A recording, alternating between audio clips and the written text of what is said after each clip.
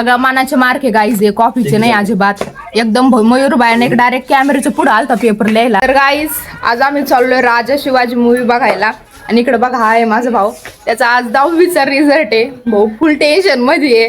आता फक्त 10 मिनिटं राहिली, 10 मिनिटांमध्ये माझ्या भावाचा रिझल्ट लागणार आहे. बघा कशी फाटू राहिली, मग याचं तोंड बघा ना, तोंड दाखवून तो मयूर शेळकेचं तोंड कसं झालंय रिझल्ट मुळे.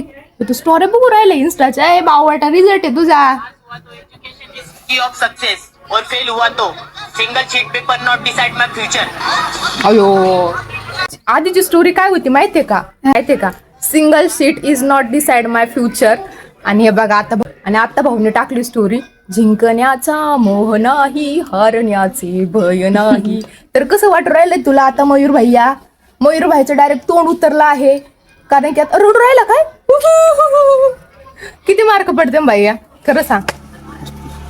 35. मग डायरेक्ट बॅनर लावा लागते ना आपल्या गावात. ते म्हणून राहिलं 35 पडणार आहे. मग 35 पडणार आहे, मग याच्या अर्थ आता डायरेक्ट आता आपल्या चांद्या गावात नाही का मयूर भाईचे बॅनर लावण्यात येणार आहे. आता दाखव किती राहिलाय. आता फक्त 3 मिनिट राहिले, 3 मिनिट गाईज रिझल्ट बघायचे. आणि मला पण आता थोडंसं टेन्शन येऊ राहिलंय, याला थाईच आहे. भाई चांगले मार्क नसले तर मी तुझं स्टेटस ठेवणार नाहीये, थोडं लक्ष ठेव. मनीषा गाईज भैया मला काय पडले भाई एवढे तुला लाज वाटते का? गाईज खूपच मोठा विजय मिळवलाय. आता डायरेक्ट गुलाल बिलाल नाही कुडावं लागणार आहे आम्हाला. 66 मार्क मिळवलेले. आम्हाला वाटलं होतं 80-85 असं काय नाही. सगळ्या मानाचे मार्क आहे गाईज, हे कॉफीचे नाही अजिबात. एकदम मयूरबाईने डायरेक्ट कॅमेऱ्याच्या पुढे आलता पेपर लिहायला. रडू राहिलाय का आता घरात जाऊन?